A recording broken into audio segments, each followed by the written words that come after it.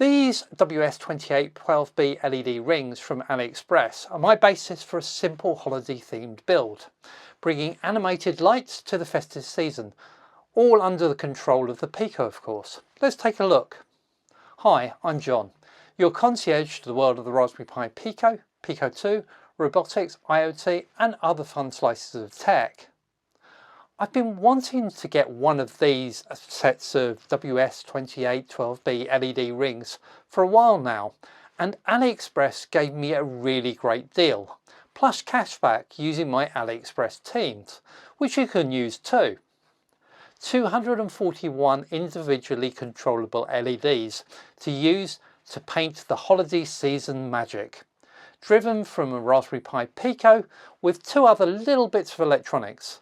A logic level converter to get us to 5V signal levels and a large capacitor to prevent brownout. Then a simple diffuser that I 3D printed just in transparent PLA to make it look okay. I'm going to show you a few tricks to working with these rings using a neat library, working with them as a set of rings and treating them as a display. Putting, yes, a bitmap image directly on the LEDs. Let's get into it.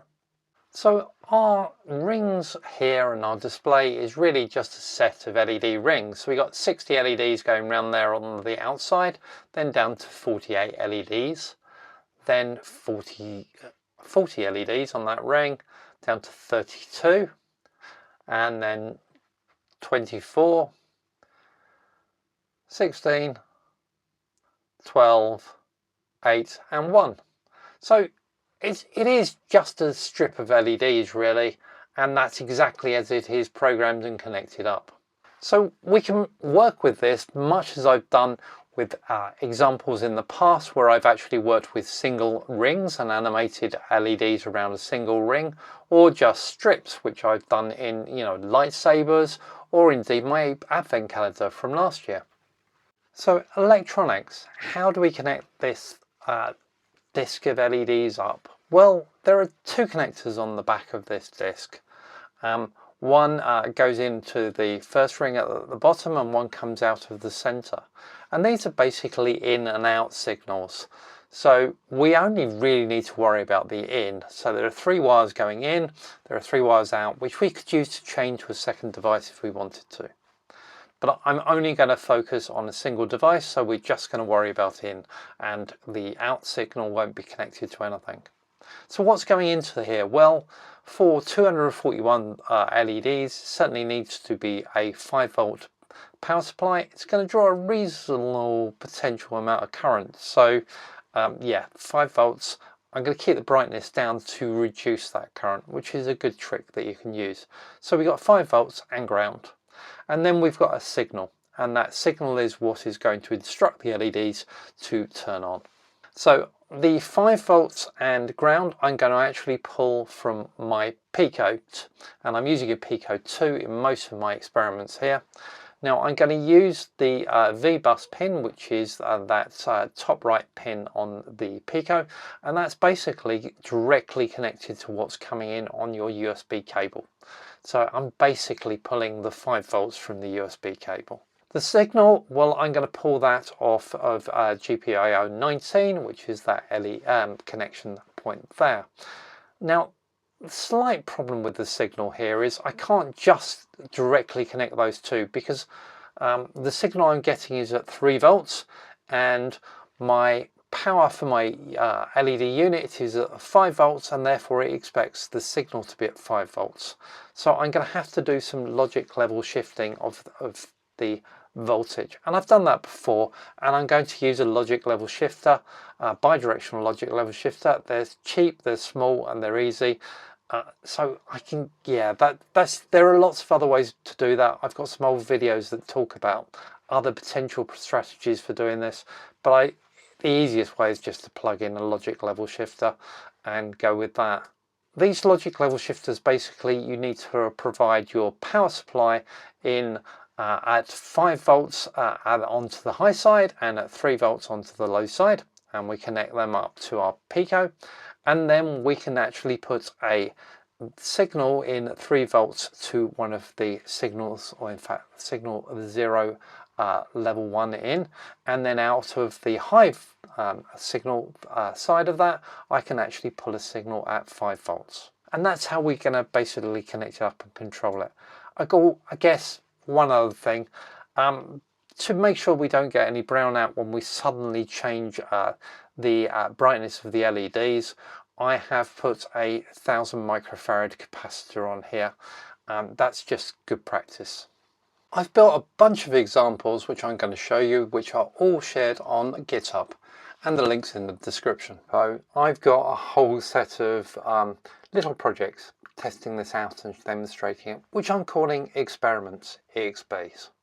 So the first one I want to start with is just having a look at rings.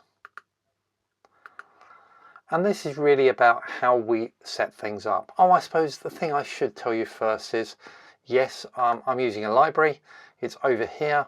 It's a library called Pico LED, and it's the library I'm using to actually control these things. So let's have a look at my code. So what I'm basically going to do first of all is define which LED pin or which pin on the Pico I'm using to drive this. So I'm using GPIO 19 is my connection to all of these LEDs. And my the number of LEDs in this ring, as we know, is 241. Everything really then is all connected up by this Pico library here and this command here, which is actually creating our LED strip. And we're basically giving it a whole set of parameters, of which all of those you can pretty much just reproduce, because it's got the pin we're using for GPIO and the length, and the other two are fine. And you know, the PIO stuff, don't worry about that unless you're really doing lots of other stuff, so it's not really a problem. I'm going to keep the brightness down, actually not because I'm doing it at 3.13 volts, because actually I'm doing this at 5 volts because there's way too many LEDs on here to do that. That comment's a bit erroneous, apologies. But yeah, I'm keeping the brightness down. Actually, that also helps with visibility of this as a sort of display. And then I'm going to just fill it with a colour, a sort of blue colour to start with, before we then work on things. So then what I'm going to do is that gives us a strip of all of the LEDs. So we could go through and light each LED in turn. And in fact, I have done that on the LED strip example. So actually, why don't we start with that one quickly. So that's doing exactly the same setup code, but then what we're basically doing is using that LED strip object, and I'm going through and I'm basically going to set the pixel color of every LED with that command. Once I've set them all or set it, I can then show it, and that's at the time at which the data is pushed out to the strip and the LEDs come on. And in this example, I'm doing what I demonstrated early in my concept section, where I'm just actually lighting one LED at a time, all slightly different colors, which is a little bit of magic that I've got going in there. But let's go back to our ring example, because what I wanted to show is that we've got 241 LEDs here, but if we wanted to use them as separate rings and address them as separate rings, we can with this library, because I can basically get it to slice the entire strip down as it sees it down into each of the individual rings, which is what I've done here. So I'm just calculating what the positions are in the ring, in the LED strip of each of the rings, and they're all sort of consecutive. And then we can actually set up an array which gives us all of those rings objects. And that means that I can then do clever things like start animating each of the strips with different colors in order to give us a bit of a animation. So once we can fill things and treat them like that, then we can start doing a bit of animation. And in the rotation arcs example, I'm doing exactly that. I'm basically doing exactly the same setup code we've just seen to get us a whole set of rings, though this time I'm also going to give that to an object that's going to do a little bit of management, because what I'm actually going to do is actually ask that to start rotating the an arc drawn on each of the rings. So this is using a function draw arc, which I've defined here in my rings class.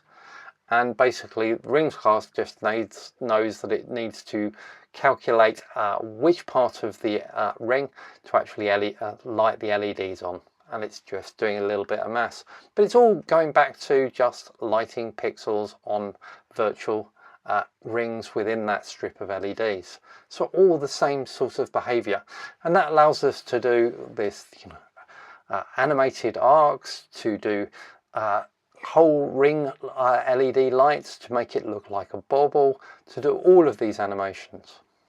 So can I do something a little bit more insane?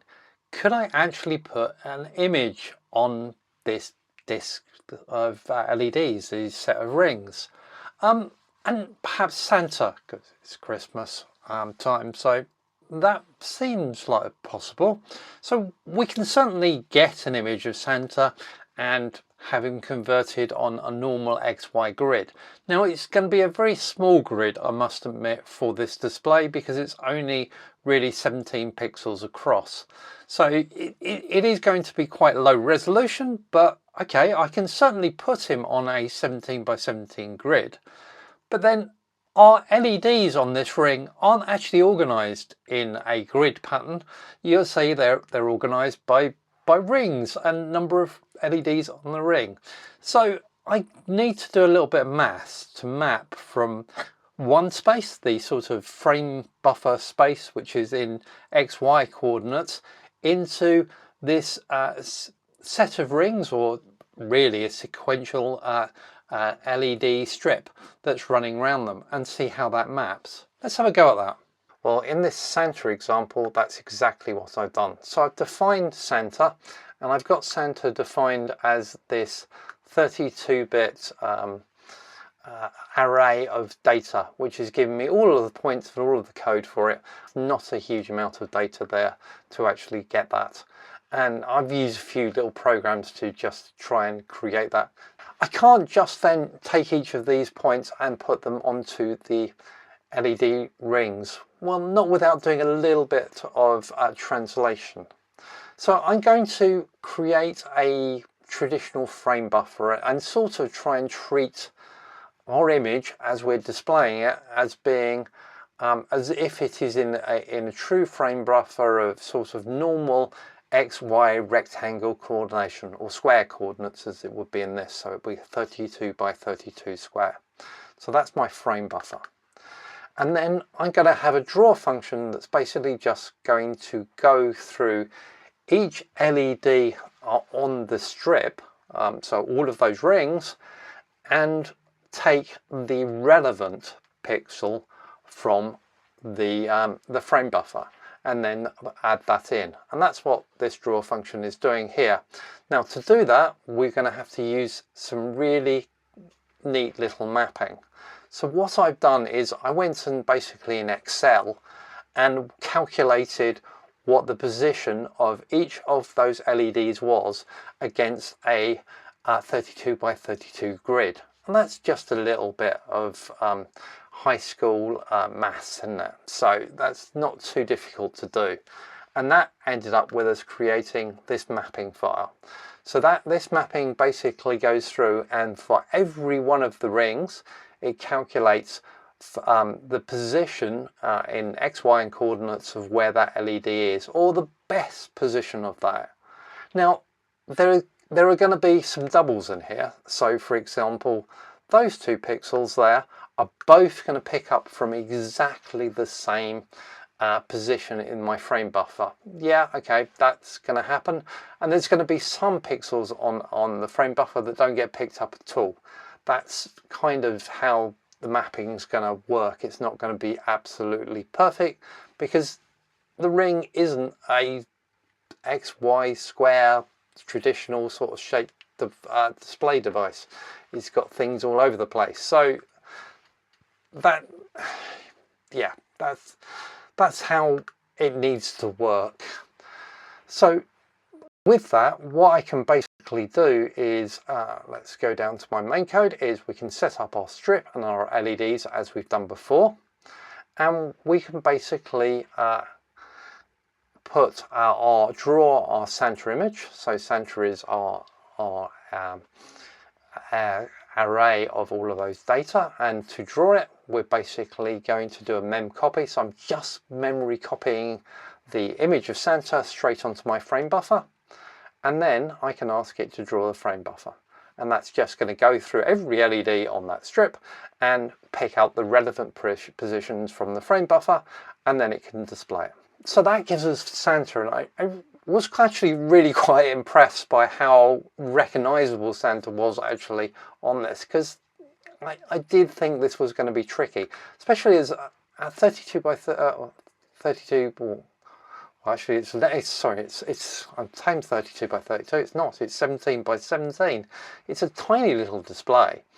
That's tricky to get in and to get to work. So, how actually amazed that it actually works this well. The other example we can do now that we can work on that is actually snowflakes. So snowflake algorithms are basically a bunch of reflections, and here's one here. And so it's basically just working out some random pixels and then keep reflecting them across each of the horizontal and diagonals of a rectangle of LED pixels. Heard me mention the word rectangle of LED pixels. So I wanted a snowflake, I wanted to draw it, but actually to do this without using a frame buffer that is traditional rectangle shape, I couldn't think how I was going to do that easily. But this process, by actually putting it into a frame buffer and then translating that frame buffer using that same mapping we've just used for Santa, that allows us to do it. So some calculations to do a snowflake, and basically what I'm going to do is put the snowflake into the frame buffer and then draw the frame buffer and then hang around for a bit. So that's easy code. You might notice there's a little for loop here. One of the things with lots of LEDs is that sometimes you get comms issues on them and they don't all get programmed. So it's quite good to, if you're hanging around a bit, to keep calling the LED strip show and just keep refreshing the LEDs, just so that if there's a little comms interrupt, it gets resolved. So that gives us a nice snowflake. So ideal for the holiday season. So for holiday purposes, I've put all of these together into one demo that I'm driving from actually a Pico this time. And so we've got the Christmas bubble, we've got Santa in all his glory being mapped as that bitmap. Then of course I've got my arcs and being animated. I quite like animating arcs. I don't know why. They just sort of feel slightly futuristic to me. And then finally I've got my snowflakes, and I've got a whole random set of snowflakes that we'll draw, and this will just keep repeating. I find this holiday time of year magical, and it's great to do a project with some holiday themes. Do you have plans for your own holiday makes? Please let me know in the comments. It might give me some ideas for next year. I have some other great holiday builds that I've done in the past. You might like last year's build, which was an RP 2040 based advent calendar. And in 2023, I built a robot Santa head. Check them out too.